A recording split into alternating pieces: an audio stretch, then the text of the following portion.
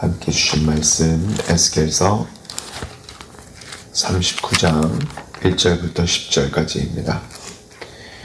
제가 가지고 있는 구약성경 1212쪽에 있습니다. 함께 합독하시겠습니다. 그러므로 인자야 너는 고객에게 예언하여 이르기를 주 여호와께서 이같이 말씀하시되 로스와 메섹과 두발 왕고가 내가 너를 대적하여 너를 돌이키고 이끌고 북쪽 끝에서부터 나와서 이스라엘 산 위에 이르러 내 활을 쳐서 내 왼손에서 떨어뜨리고 내 화살을 내 오른손에서 떨어뜨리리니 내가 내 모든 무리와 너와 함께 있는 백성이 다 이스라엘 산 위에 엎드러지리라. 내가 너를 각종 사나운 새와 들짐승에게 넘겨 먹게 하리니 내가 빈들에 엎드러지리라. 이는 내가 말씀하였음이라 주 여호와의 말씀이니라. 내가 또 불을 마곡과 및 섬에 평안히 거주하는 자에게 내리리니 내가 여호와인 줄 그들이 알리라. 내가 내 거룩한 이름을 내 백성 이스라엘 가운데 알게 하여 다시는 내 거룩한 이름을 더럽히지 아니하게 하리니 내가 여호와 곧 이스라엘의 거룩하인 줄을 민족들이 알리라 하라. 주 여호와의 말씀이냐. 볼지어다 그날이 와서 이루어지리니 내가 말한 그날이 이날이라. 이스라엘 성읍들에 거주하는 자가 나가서 그들의 무기를 불태워 사르되 큰 방패와 작은 방패와 활과 화살과 몽둥이와 창을 가지고 7해 동안 불태우리라. 이같이 그 무기로 불을 피울 것이므로 그들이 들에서 나무를 주워오지 아니하며 숲에서 벌목하지 아니하겠고 전에 자기에서 약탈하던 자의 것을 약탈하며 전에 자기에게서 늑탈하던 자의 것을 늑탈하리라. 주 여호와의 말씀이라. 아멘. 이번 주 에스겔서에서 곡과 마곡의 예언을 묵상하고 있습니다. 아시다시피 이스라엘 포로 생활 중이죠. 그래서 포로 기간이 60여 년 이상이 남은 상태에서 에스겔은 하나님의 말씀을 받았습니다. 이런 패배의식에 사로잡혀 있는 포로들에게 하나님께서는 놀랍고 신비로운 예언의 말씀을 하여 주십니다. 여기서 저희가 명심해야 하는 부분이 있습니다. 이 예언은 2500여 년 전 바벨론 포로 백성들에게 주어진 예언의 말씀입니다. 그래서 저희가 이 역사적 배경을 놓치면 이상한 해석이 나오는 것이죠. 그런데 저희가 성경에 아마 요한계시록 다음으로 좀 이해하기가 힘든 예언서가 아마 에스겔서일 것입니다. 왜냐하면 에스겔서와 그리고 에스겔서에 있는 많은 그런 환상들이 요한계시록에 많은 영감이 되고 밑그림을 되는 그런 성경의 대표적인 묵시문학이었기 때문이죠. 이 묵시문학이라는 apocalyptic literature가 현대에 우리가 가지고 있는 지금 상식으로 접근하면 하나님의 본래 의도를 놓치기가 쉽습니다. 막 예를 들면 메뚜기 떼가 나오는데요. 막 그거를 요즘 세대로 현대식 렌즈를 보고 이해하기 시작하면 뭐 헬리콥터다, 그렇죠? 메뚜기들이 난 날개들이 헬리콥터 같다, 뭐 이런 이상한 해석들이 나오는 것입니다. 그러나 여러분, 성경적 마지막 때는 저희가 생각하는 이 시간 개념을 또한 상식을 초월하는 것이죠. 성경이 이야기하는 종말론적인 전쟁들이 몇 가지가 있습니다. 아마겟돈 전쟁이 있고요. 그리고 오늘 곡과 마곡의 전쟁입니다. 저희가 에스겔서 38장, 39장 곡과 마곡의 전쟁 예언을 올바른 렌즈로 바라보기 원한다면 제일 처음 저희가 가지고 있는 현대적 뉴스에서 나오는 그런 보는 것, 정치적, 외교적, 시간적, 나라적 이 선입견을 다 버려야 하는 것이죠. 이제 그런 것으로 보기 시작하면 내가 원하는 대로 해석이 나오는 것입니다. 지금 많이 사용되어 있지 않은 성령의 대표적인 이런 묵시문학, 묵시록에 대한 것들을, 이런 요소들을 이해하지 못하고 해석을 하게 되면 이상한 해석이 나오는 것입니다. 아포칼립스, 이 묵시록이라는 것의 이 단어 자체도 이 할리우드 때문에 벌써 우리가 아포칼립스 하면은 뭔가 끝나는 그런 것들을 생각하죠. 종말. 끝나는 것들을 생각합니다. 근데 아포칼립스는 종말만 얘기하는 게 아니에요. 헬라 원어로 이 아포칼립스는 뚜껑을 열다, 커튼을 걷어버리다, 이런 말입니다. 마지막 종말만을 이야기하는 게 아니라는 것이죠. 그래서 마지막 계시록과 에스겔과 다니엘도 그렇고요. 이런 묵시문학의 결국 진짜인 것은 진짜 이 배후에 있는 것을 드러내는, reveal, 그냥 드러낸다, 이런 의미인 것입니다. 그래서 저희가 살고 있는 이 세계에, 이 뒷장면에 하나님께서는 결국 이 마지막 때에 이런 배후에 일어나는 영적인 그런 전쟁들을 드러내신다, 우리 미리 알려주신 것입니다. 다시 말하자면 이런 것이죠. 에스겔은 예언서이기 때문에 단순히 미래에 일어나지 않은 일들을 알려준다라고 이렇게 그렇게만 풀이하면 안 된다는 것이죠. 영적인 것을 얘기할 수 있다는 것입니다. 예를 들어 에스겔서 다음으로 유명한 구약의 묵시록 문학서는 다니엘서입니다. 다니엘서는 역사도 있고요. 다니엘서는 분명한 묵시록, 상징적인 것들도 많습니다. 다니엘서 9장은 예수님께서도 인용하여서 말씀하시고 굉장히 정확한 메시아의 끊어짐을 정확하게 미래에 일어날 일을 정확하게 예언하였다는 것이죠. 그래서 성경이 문자적 해석을 요구할 때는 문자적 풀이를 하고, 성경이 상징적 해석을 요구할 때는 상징적으로 해석해야 하는 것입니다. 어떤 것이 상징적이고 어떤 것이 문자적인지 이걸 알는 것이 지혜인 것이죠.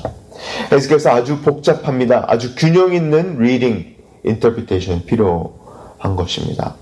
이 나라들이 어떤 나라인지, 이 7년이 진짜 7년인지, 완전한 연수인지, 예루살렘들 산들이 이 북쪽에 있는 것인지, 이 본문에 나온 것들이 화살들이 미사일인가, 이렇게 해석이 하면 안 되는 것이죠. 불로 타서 이렇게 불살라 없어지는데 이것이 핵전쟁을 통한 불타 없애집니다. 이런 것들이 너무 상징적인 것들에 문자적과 이렇게 합쳐져 있는 것이죠. 그래서 현대적 선입견들이 결국 올바르지 않은 해석을 흐를 수 있다는 것입니다. 온라인 유튜브에 너무 이런 게 많죠. 마지막 때 곡과 마곡 전쟁 누르기만 하면 온라인 구글이나 유튜브에 벌써 이상한 그림들과 함께 그런 것이 많이 나옵니다. 여러분이 이 곡과 마곡 예언이 지금 성취됐다, 이 이란 전쟁으로서 성취가 되고 있다, 이런 걸 많이 보셨을 것입니다. 그래서 결론적으로 에스겔 38장 39장을 한쪽으로만 치우치지 않고 균형 있게 읽으려면 형식적으로는 묘사는 상징적으로, 그리고 본질 결론은 문자적으로 이렇게 결합해야 하는 것이죠. 이러한 배경, 이러한 렌즈를 가지고 오늘 말씀, 곡과 마곡이라는 말씀 제목으로 전하겠습니다. 오늘 본문 말씀 에스겔에서 곡이라는 왕이 등장하며 저희 1절 함께 읽어보시겠습니다. 그러므로 인자야 너는 곡에게 예언하기를 이르기를 주 여호와께서 이같이 말씀하시되 로스와 메섹과 두발 왕고가 내가 너를 대적하여. 결국 이스라엘 백성의 모든 원수들을 모으는 왕으로 오늘 에스겔서 묵시록 예언이 시작하고 곡이라는 왕이 등장합니다. 이 곡이라는 왕이 하나님의 선택된 백성들을 치러 북쪽 이스라엘 산에 모였다는 것이죠.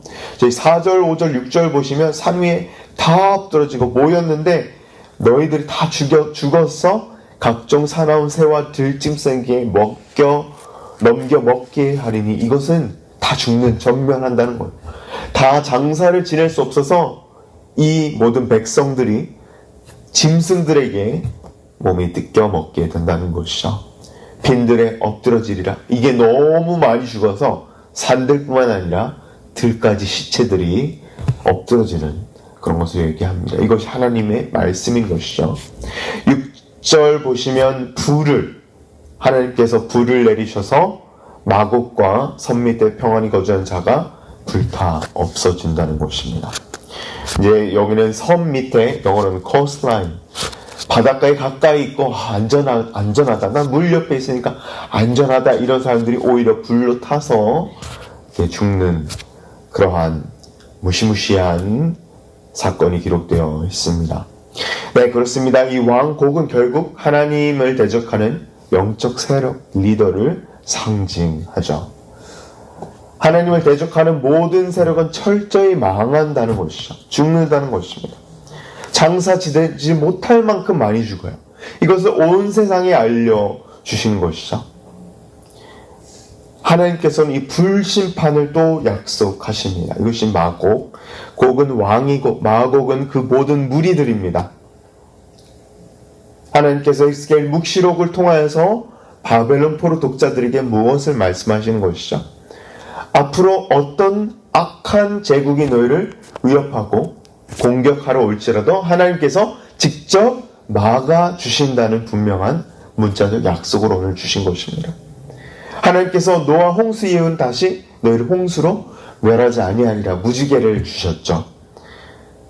그런 것처럼 어떠한 제국들이 하나님의 백성을 위협해도 결국 하나님을 대적하는 영적 세력, 곡과 마곡처럼 다 무너져 없어져 버릴 것을 여호와께서 말씀으로 약속하신 것입니다. 여러분, 왜 하나님께서는 이렇게까지 묵시록 통하여서 약속을 하신 것일까요? 7절 분명한 이유가 기록되어 있습니다. 7절 함께 읽겠습니다. 내가 내 거룩한 이름을 내 백성 이스라엘 가운데 알게 하여 다시는 내 거룩한 이름을 더럽히지 아니하게 하리니 내가 내 여호와 곧 이스라엘 여호와 거룩한 자인 줄을 민족들이 알리라 하라. 저는 사랑하는 성도 여러분, 하나님께서는 반드시 승리하게 하여 주십니다.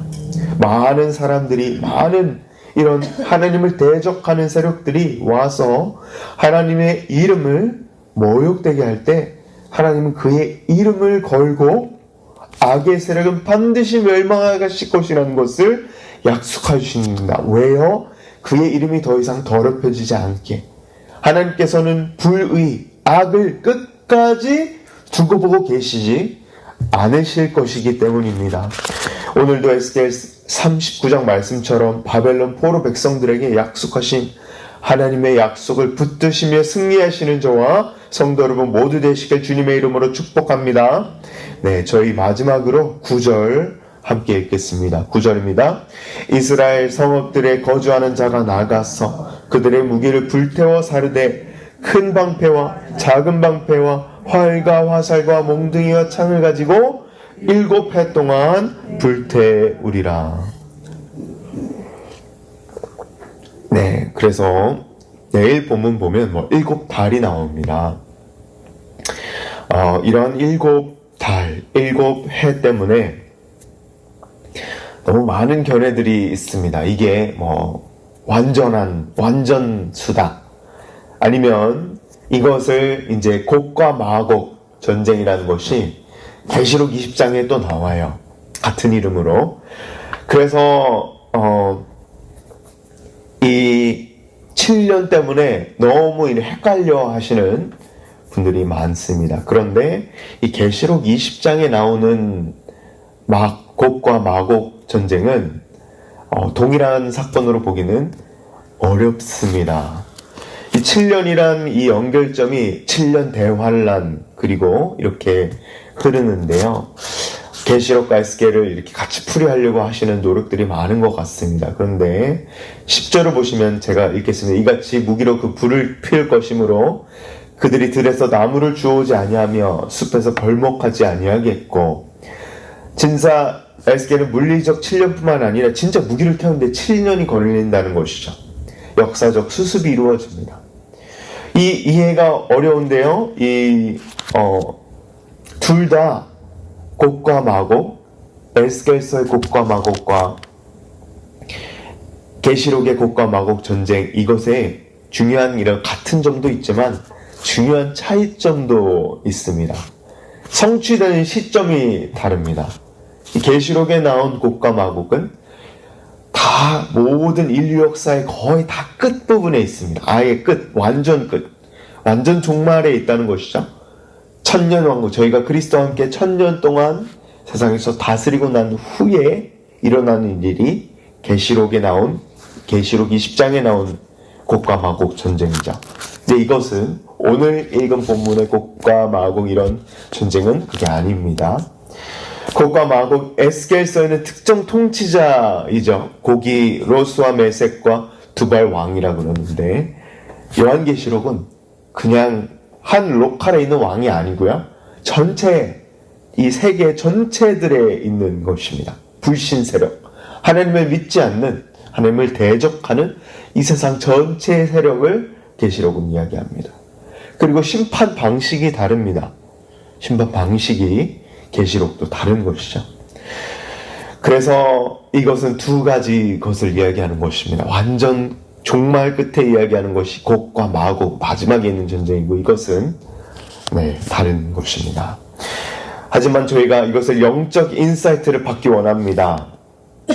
하나님께서는 저희 상황을 하나하나 알고 계십니다.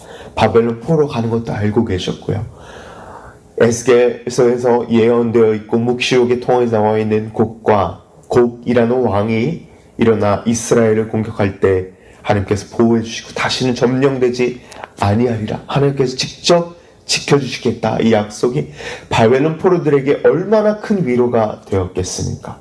하나님께서 다 알고 계신다 라고 위로하여 주신 것이죠. 그래서 이것이 저희에게도 너무나도 영적 인사이트가 있는 것입니다. 절대로 악을 끝까지 내버려 두지 아니하신다는 것입니다. 이것이 약속입니다. 두 번째로, 하나님을 대적하는 세력은 분명히 끝에 처참하게 심판당한다는 것입니다. 하나님을 대적하는 세력들이 지금은 왕성하게 잘 되고 있는 것 같지만 결국 영적의 진리는 무엇입니까? 분명히 끝이 있고 분명히 심판당한다는 것입니다. 사탄도 결국 때가 짧은 것을 알기 때문에 이렇게 드러내는 것이죠. 그리고 마지막 저희 영적 인사이트는 모두가 예수 그리스도를 믿는 순간부터 영적 전쟁을 치르고 있습니다.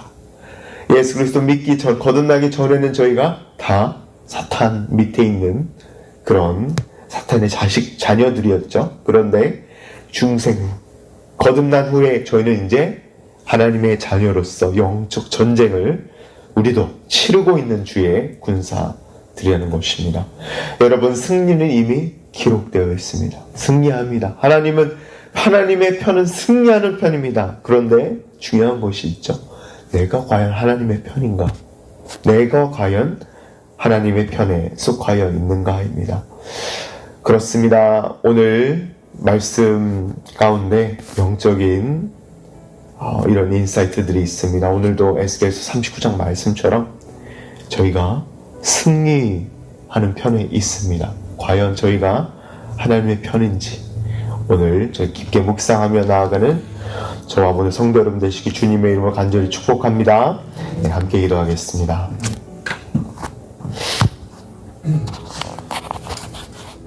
존귀하신 하나님 감사합니다. 오늘 에스겔서 말씀 통하여서 깊은 하나님의 영적 인사이트를 캐치하게 해주시고, 주님 정말 저희가 주님께 아이즈를 픽스 할 수 있도록 도와주시옵소서. 하나님 정말 저희가 하나하나 주님께서 내 상황을 하나하나 알고 계시고 절대 저희가 다시는 점령당하지 않고 하나님께서 직접 지키시겠다고 약속하셨으면 저희가 붙듭니다.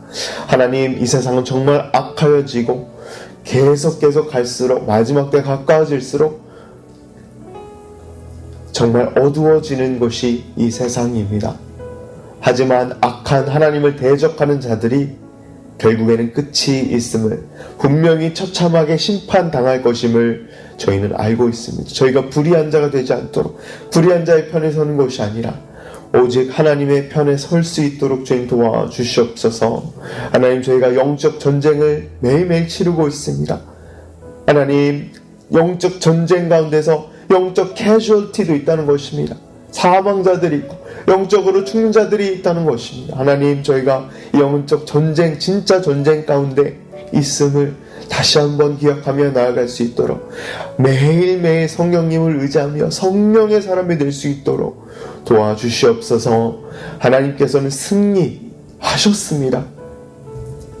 이 세상에는 in this world you have tribulation, 이 세상에는 너희가 tribulation이 있지만, 환난이 있지만 강하고 담대하라, 내가 세상을 이겼노라 라고 주님께서 약속해 주셨습니다. 이 약속을 붙들며 에스겔서 말씀을 또한 묵상하며 이 묵시록의 깊은 것들을 저희가 묵상하며 오늘 나아갈 수 있도록 도와주시옵소서. 감사합니다. 모든 말씀 살아계신 예수님의 이름으로 간절히 기도드리옵나이다. 아멘, 아멘.